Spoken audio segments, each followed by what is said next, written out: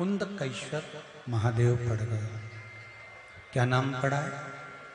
कुंदकेश्वर महादेव। पहले भी आपको वर्णन करा कि कुंदकेश्वर महादेव रोग मुक्ति के लिए और शरीर में अगर कोई बहुत बहुत ज्यादा तकलीफ जब होने लगती है, दुख जब पड़ने लगता है, बहुत कष्ट जब होने लगता है, तो कुंदकेश्वर महादेव का स्मरण किया जाता है। कुछ पत्राएं देखिए, अच्छे हैं।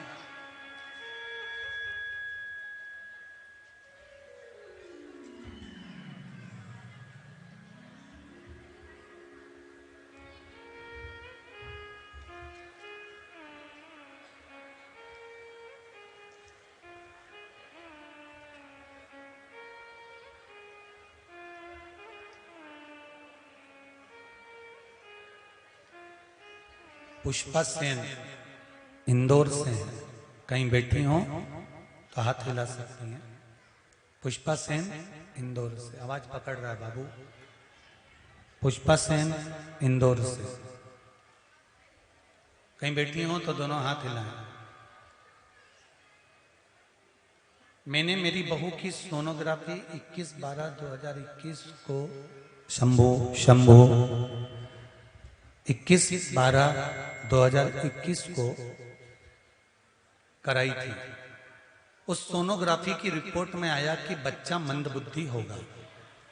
डॉक्टरों ने कहा कि बच्चा मत रखो। फिर हमने शिवजी पर जल चढ़ाना शुरू कर दिया। फिर हमने 7 दिन बाद फिर सोनोग्राफी कराई तो रिपोर्ट नॉर्मल आई। फिर मेरी बहू को 7वें महीने में ही डिलीवरी हो गई, पुत्र हुआ। बच्चा कमजोर होने के कारण डॉक्टरों ने उसे कम से कम 1 महीने भर्ती करने को कहा, रखा। फिर मेरी सासू जी ने सीहोर कुबेरेश्वर धाम लाने को मुझसे कहा और शिवजी पर जल चढ़ाकर उस पानी को बच्चे को कुछ मात्रा में दूध के साथ में 1-1 बूंद देना प्रारंभ करा। गुरुदेव उस बच्चे को, जिसको विकलांग बता दिया था, उस बच्चे की पहली सोनोग्राफी और उस बच्चे की दूसरी सोनोग्राफी, जिस समय पर उसको मंदबुद्धि और शरीर से विकलांग बताया था, उसकी एक सोनोग्राफी, और जब मैंने बहू से जल चढ़वाया और पानी पिलाकर दूसरी सोनोग्राफी कराई तो बच्चा पूर्ण तरह से ठीक हो चुका था। उसकी दोनों सोनोग्राफी के फोटो मैं लगा रही हूं। जो बच्चे के पहली सोनोग्राफी, जिस समय बच्चे को विकलांग करा गया था और विकलांग कहा गया था और कहा था मंदबुद्धि है, और फिर दूसरी सोनोग्राफी जब बहू को जल चढ़वाया शिवजी पर और जल को पिलाया गया, और जल पिलाने के बाद जब दूसरी सोनोग्राफी आई तो बच्चा एकदम ठीक हो चुका था और बच्चे पूर्ण तरह से स्वस्थ जन्म लिया। ये शिव की कृपा है। उस माँ ने दोनों फोटो लगाए हैं सोनोग्राफी के, एक पहले नंबर की सोनोग्राफी और दूसरे नंबर की सोनोग्राफी, दोनों फोटो। एक और पत्र आया है, बहुत सुंदर, देखिए।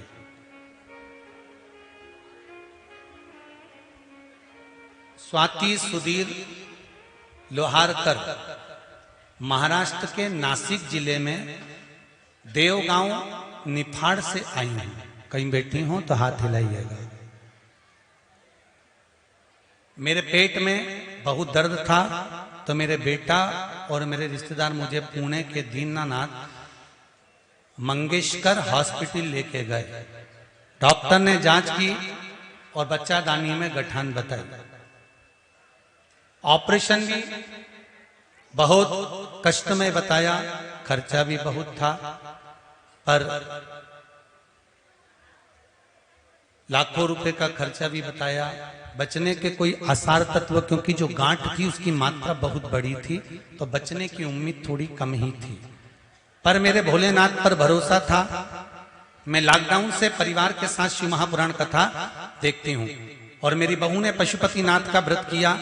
मैंने हॉस्पिटल से आते ही सीहोर आने का फैसला किया और दिनांक 3 फरवरी 2022 को हम सीहोर आए और दर्शन किया। पंडित जी, एक नारियल के पानी का शिव के अभिषेक का वर्णन आपने पहले कथा में किया था, वो करना प्रारंभ करा। उस नारियल के पानी का अभिषेक कर उस पानी का आचमन करना प्रारंभ करा। मेरे बच्चेदानी की गांठ गल गई और ऑपरेशन टल गया। फिर जांच कराई, उसमें ऑपरेशन नहीं बताया। ये शिव है, ये शंकर है। और घड़ी